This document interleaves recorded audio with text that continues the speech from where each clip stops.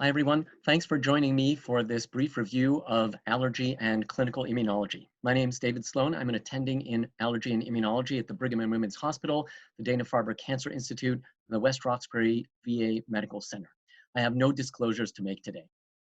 Here's a list of the subjects we're going to cover in brief today. We'll do a quick review of some essential immunology for allergy.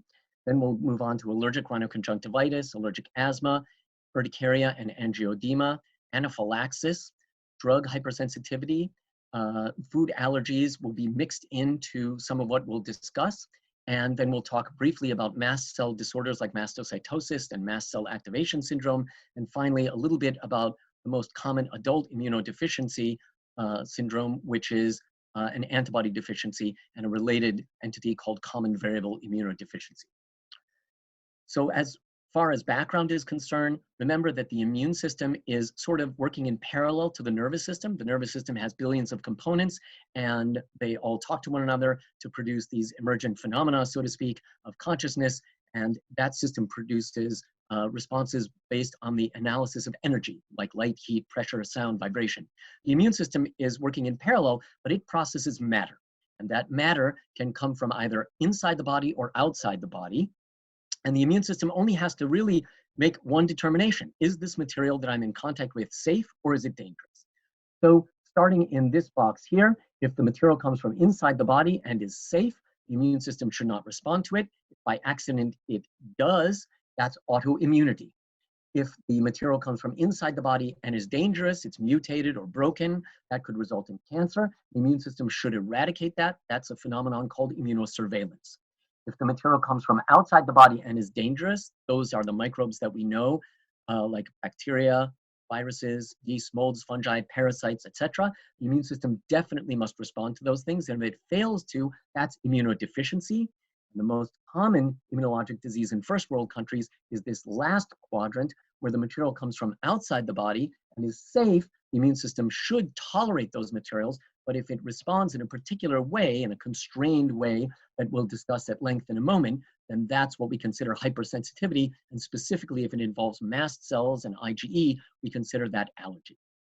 If you get this slide, you have 90% or more of the pathobiology of allergic disease. It starts off where B cells rearrange their genes for their high affinity receptors. They express those on the surface as membrane-bounded IgM and IgD, and allergens can come in, and if they have the right conformation to stick to those receptors, that B cell will get some help from a T cell, maybe a Th2 cell, and it will promote to becoming an IgE-producing plasma cell. That IgE diffuses throughout the body. It lands here or docks on the surface of mast cells and basophils by means of this high-affinity IgE receptor. When it does that and the allergen reappears, the allergen sticks to the IgE, cross-links these receptors, and results in the release of these mediators like histamine, leukotrienes, serum tryptase, and it's the effect of those mediators, regardless of how they were released from the mast cell, that acts on tissue to cause the type of inflammation that leads to the symptoms and signs of allergic diseases like allergic rhinitis, asthma, and anaphylaxis, depending on where in the body those chemicals have their effects.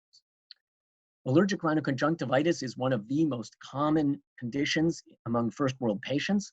Here are the symptoms, and they're very familiar to many of us: sneezing, nasal congestion, runny nose, etc. Also involving the eyes and, in many patients, the ears or the palate, the upper aerodigestive tract. On physical exam, you might see clear bilateral nasal discharge, and that's important that it be bilateral because you expect that these are airborne allergens, and it should produce symptoms and signs on both sides. And if it's only one-sided, something sounds a bit amiss. Postnasal discharge, pale and edematous turbinate mucosa, and findings in the eyes are very commonly seen on physical exam as well. Anywhere from 15 to 20% of the population may report these symptoms. Not all of them will go to the doctor. Some people have tried over-the-counter medications, and for many, that is sufficient. There is a relationship between allergic rhinitis and allergic rhinoconjunctivitis and asthma. In one study, you can see that a quarter of patients with asthma had allergies, and in another study, about 1 out of 6, maybe a bit more, who had allergic rhinitis had asthma. These are the common allergens, And it's critical to get information from the patient about the seasonality of their symptoms. If it occurs in a springtime, that's probably due to pollen from trees and grasses. If it occurs at the end of summer, that could be weeds. But if it occurs all year long, maybe it's the cat. The diagnosis is made mostly by the history, but then that's followed up by objective testing, such as with skin prick testing, and that can be prick testing or deeper testing called intradermal testing. And then here are some things to consider in the differential diagnosis, including infections and cholinergic rhinitis, sometimes called gustatory rhinitis, which often occurs in older men in their 70s or 80s. When they eat, the increased parasympathetic output increases nasal discharge of clear, watery rhinorrhea. That's a completely different disease. The treatment for allergic rhinoconjunctivitis, if you can avoid the allergen, that's great, avoid it. But if you can't, the mainstays of medication are either medications or immunotherapy. And the most common medications that are given are intranasal steroids, which can also benefit the ocular symptoms as well once they're used on a consistent basis. And that's key that they be used on a consistent basis. And then antihistamines. And nowadays, we mostly turn to these non-sedating antihistamines. There are a number of other agents that can be used as well, but these are the main ones in our arsenal. If medications are ineffective or cause intolerable side effects, patients may benefit from allergy immunotherapy.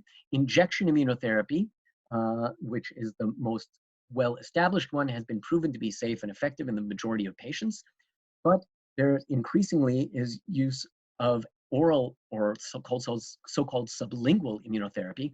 More experience with this in Europe, but increasingly in the United States. And the United States FDA has approved oral immunotherapy with dissolving tablets for ragweed, grasses, and possibly dust mites as well. Turning to asthma, it's important to recognize that asthma is a syndrome, not a single disease.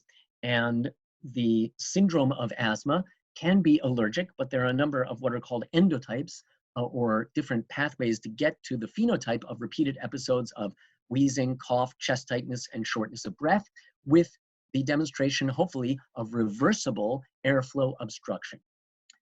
The newer biologic therapies are added on to the mainstays of therapy, most importantly, the inhaled steroids, especially in combination with long-acting beta agonists. So for example, a combination medication of an inhaled steroid and a long-acting beta agonist is now considered first-line therapy.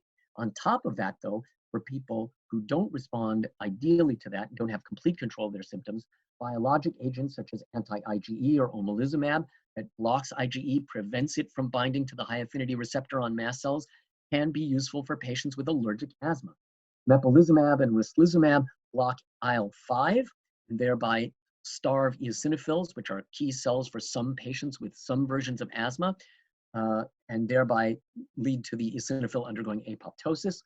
And rilizumab binds directly to the IL-5 receptor and not only blocks IL-5, but leads to what's called ADCC, or antibody-dependent cell-mediated cytotoxicity of the eosinophil by other cells like NK cells.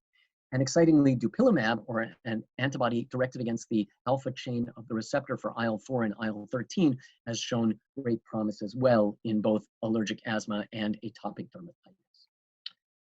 Some important subtypes of asthma that you may recognize clinically include aspirin-sensitive asthma, where patients have the triad or tetrad of asthma, nasal polyposis with anosmia, sensitivity to aspirin or NSAIDs, and chronic rhinosinusitis. That's not IgE mediated, so it's an exception to the rule about the involvement of mast cells, but really is the product of insufficient concentrations of the anti-inflammatory molecule prostaglandin E2 or PGE2. When people take inhibitors of the cyclooxygenase 1 enzyme like aspirin or ibuprofen, they further decrease PGE2, and that's like cutting the brakes, leading to overproduction of pro-inflammatory leukotrienes.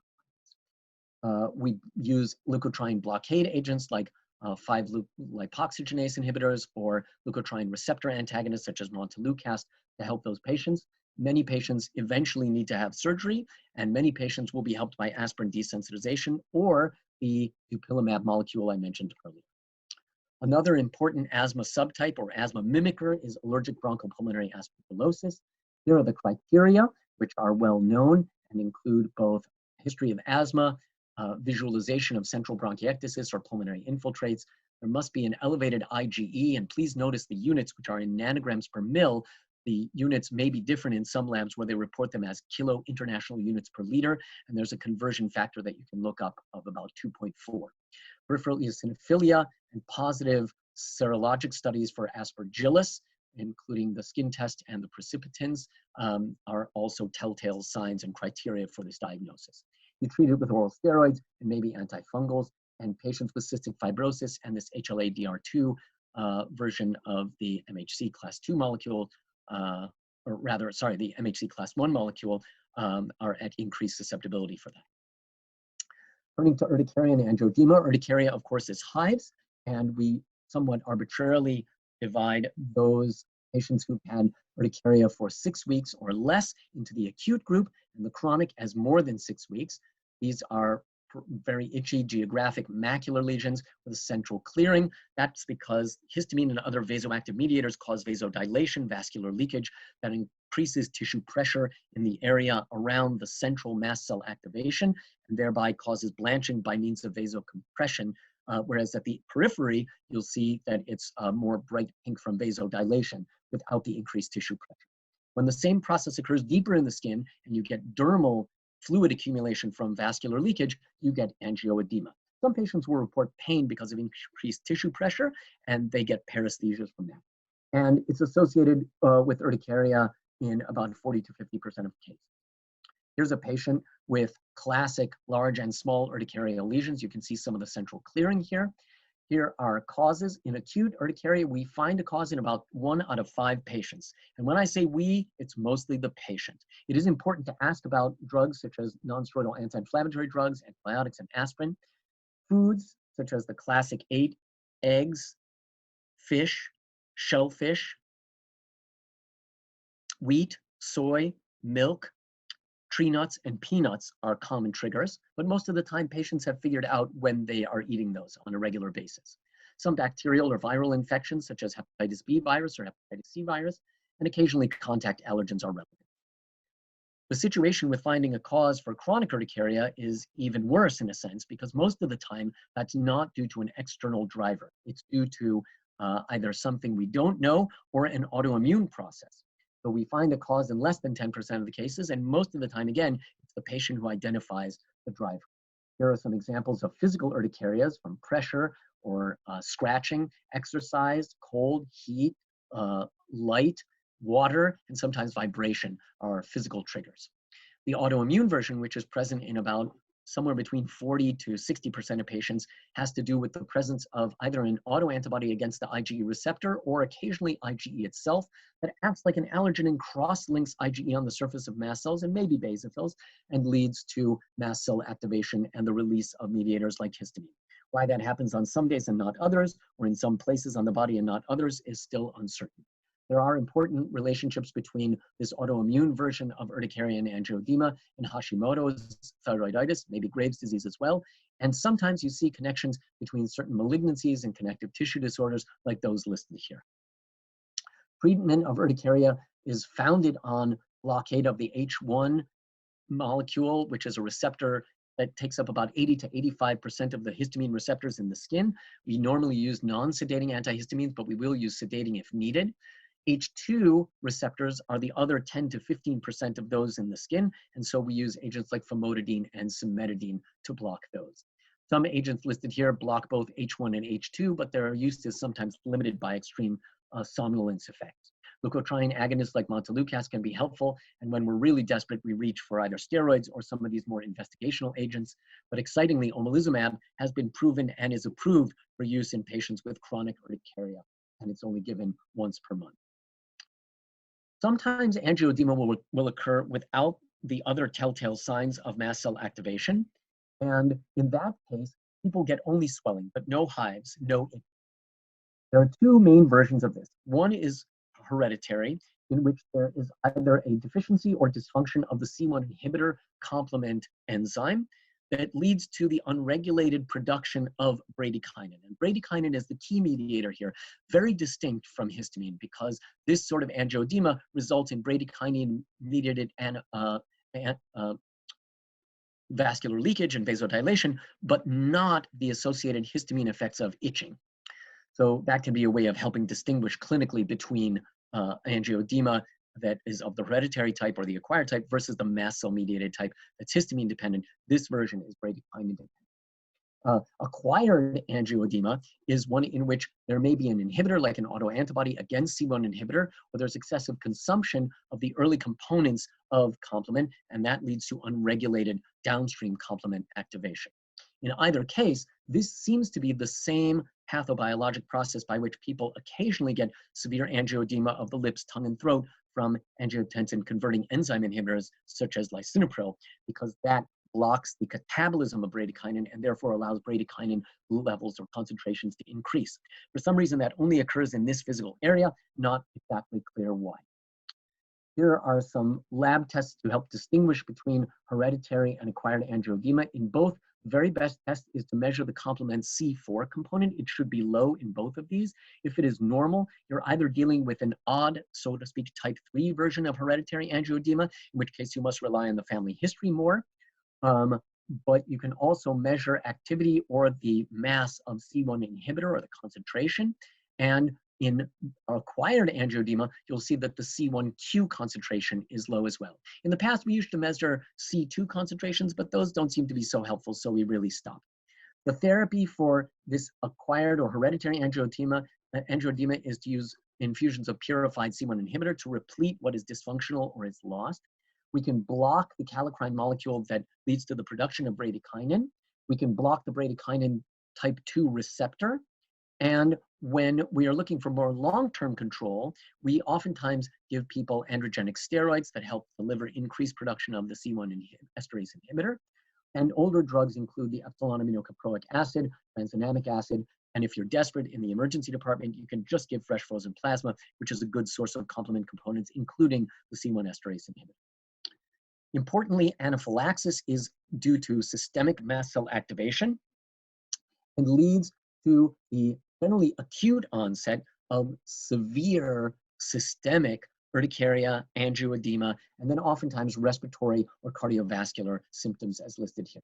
Notice as we go down the slide that you get less and less certain in terms of the diagnosis because of the clinical presentation. It's not so classic, but you need to compensate for that compensatorily by being more solid on the history. So for example, if someone has reduced blood pressure only and no hives or no itching and no respiratory asthma symptoms, but is exposed to a known allergen for that patient within minutes to hours, the history kind of helps you where the physical exam or the patient's symptoms did not. Here are the frequent manifestations. Notice that in the vast majority of cases, more like 90, 95, maybe even 97 or 98% of patients, there will be mucocutaneous symptoms. And if those are lacking, that really calls the diagnosis into question. Most patients have hives, swelling, flushing, itching.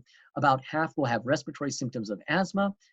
Cardiovascular symptoms occur in about a third, and abdominal symptoms in anywhere from a quarter to a third. Occasionally, patients will have headache, substernal chest pain, seizures, and less common symptoms. Here on the left is a column of the most common triggers for anaphylaxis.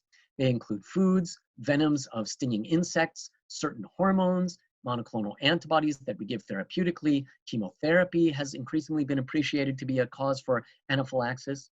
Importantly, while many antibiotics can cause anaphylaxis, the classic being penicillin and other beta-lactams, vancomycin and radiocontrast media, as well as opioids, are considered direct mast cell activators. That is, they do not function through IgE, unlike penicillin, which tends to be IgE directed against penicillin or the hapten component of penicillin plus a self-protein. And these direct mast cell activators can very rapidly cause anaphylaxis in sensitive patients. Certain anesthetics and dialysis membranes can do the same. What labs should you get? Well, if you see someone, you won't get a result immediately, but the best test is probably a serum tryptase. It's very hard to measure a serum histamine concentration, but you can measure histamine metabolites in a 24-hour urine. That's a little bit more difficult to get because you have to collect the urine for 24 hours, but it can contribute to the diagnosis. And the 24-hour urine can also give you information on prostaglandin D2 metabolites, such as prostaglandin 11 beta F2 alpha in the urine.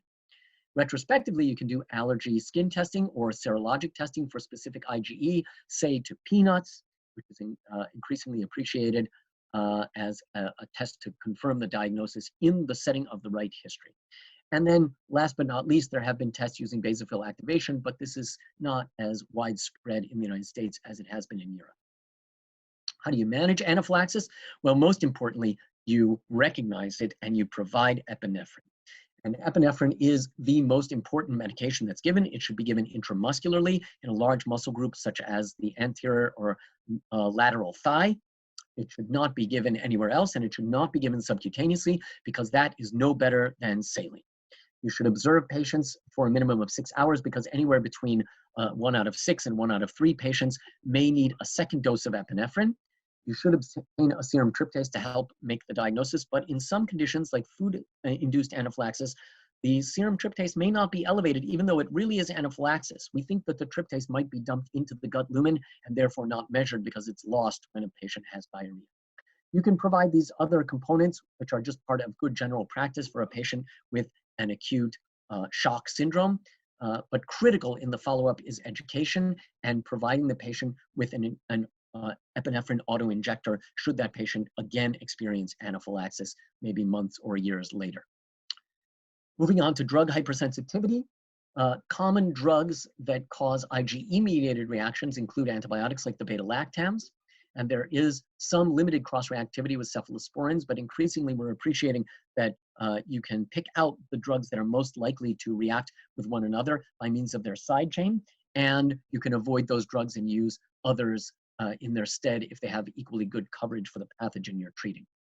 Aspirin and nonsteroidal anti-inflammatory drugs, again, block the cyclooxygenase 1 and 2 enzymes, and in some cases there's universal cross-reactivity, but I urge you to check out the review articles and the page, let's say on UpToDate, about the hypersensitivity reactions to aspirin and NSAIDs, in part because there are at least 7 or 8 different subtypes of aspirin sensitivity. They're not all the same. They have different characteristics in terms of their cross-reactivity with various members of the large group and the way they're treated. Sulfonamide antibiotics, importantly, there is limited cross-reactivity with non-antibiotics. So for example, if a patient is allergic to and has had a true allergic reaction, let's say to sulfamethoxazole, trimethoprim, that patient is not necessarily barred forever from taking a medication like furosemide that has a sulfa moiety in it. You can use skin testing and challenge protocols within a specialized clinic to make the diagnosis, and you manage generally by avoidance and by education with medical alert bracelets, etc. Occasionally, patients who need treatment with a given medication can be desensitized, which is best done by people with expertise in that area. There are some very important hypersensitivity reactions to medications that are non-IgE mediated, and it's important to distinguish these because those are in large part not amenable to desensitization, and there oftentimes is no particular skin testing, and we simply recommend strict avoidance. Those include the drug reaction with eosinophilia and systemic symptoms, or DRESS syndrome, which has the following manifestations that you can see here: lymphadenopathy, fever, elevation in hepatic transaminases, and is possibly associated with the reactivation of human herpes virus 6 and 7. This condition is often seen in the setting of use of anticonvulsants, and unfortunately, symptoms can persist for weeks or even months after cessation of the drug. Delayed maculopapular rashes are very important. They include erythema multiforme, Stevens-Johnson's, and in its most severe manifestation, toxic epidermal necrolysis, or TEN. The drugs you see listed here are the ones that are most common to trigger those, but almost any drug could potentially do that, including non-steroidal anti-inflammatory drugs. The key thing here is that patients with Stevens-Johnson's and toxic epidermal necrolysis are considered like burn patients. They may be acutely ill, they have a life-threatening condition, and in large measure, they should never be exposed to that medication again. So I would not skin test patients to those medications unless there was significant doubt about the diagnosis, certainly not challenge them or attempt to desensitize them. There have been reports of patients with mild versions of Stevens-Johnson's or erythema multiforme who have been challenged orally or desensitized orally, but these are still at the case report level. Systemic mastocytosis, it really kind of is a well-established group of diseases. There are WHO criteria for the diagnosis, and I've listed them here. The major criteria includes biopsy that shows multifocal infiltrates of mast cells in the bone marrow or non-skin organs.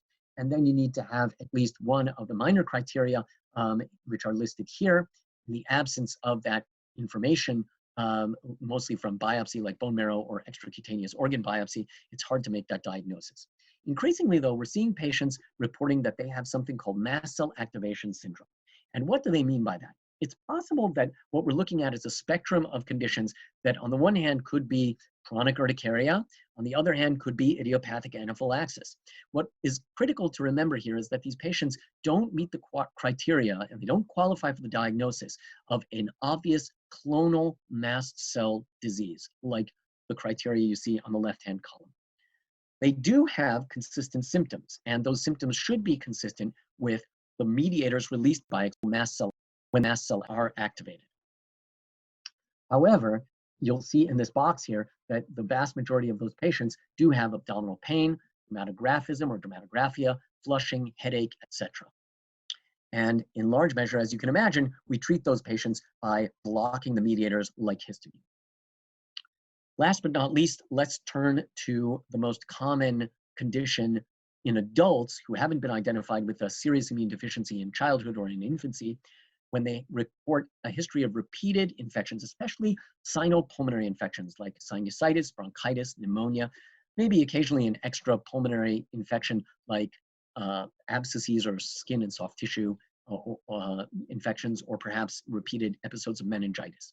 Those patients oftentimes have an antibody deficiency, and the best characterized of these, apart from IgA deficiency, which is the most common, and in some patients leads to recurrent pneumonia and recurrent respiratory or sinus infections. In other patients, it's completely asymptomatic. The second most best characterized is common variable immunodeficiency. And you can see that the criteria include having a low IgA, a low IgG, and possibly either an IgA or IgM. And in the vast majority of cases, at least one of those, IgA or IgM, should be low as well. There have to be poor responses to vaccines like the pneumonia vaccines like Pneumovax or Prevnar 13, Haemophilus influenza vaccine, hepatitis, strep pneumo, or tetanus or diphtheria. Oftentimes when the diagnosis is made, we replace patients by giving them infusions either intravenously or subcutaneously with purified IgG from numerous healthy donors. And it's important to recognize that a batch or a lot of IgG for infusion comes from not 1 or 2 or 5 patients, but from anywhere between 10,000 and 16,000 presumably healthy patients. Of course, companies screen rigorously to make sure that patients are well so that they don't transmit bloodborne diseases, as we saw in the early 1980s from HIV in patients who were receiving transfusions for diseases like hemophilia. Let's turn to a couple questions now.